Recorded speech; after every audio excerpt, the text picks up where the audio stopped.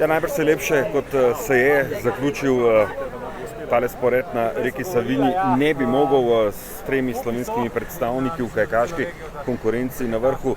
Pim, enostavno podobno vprašanje kot vašim predhodnikom, izjemen dan, znova izjemen konec tedna. Ja, tekma doma, stopničke prve v svetovnem pokalu, kaj češ lepšega. Tako da vesel sem zaenkrat, ostalo pa moram prevleči. Ja, če ste razmišljali pred to finalno vožnjo, nekako se je vedelo tudi po kvalifikacijah in tudi po včerajšnjem dnevu, da ste tekmovalci zelo izenačeni.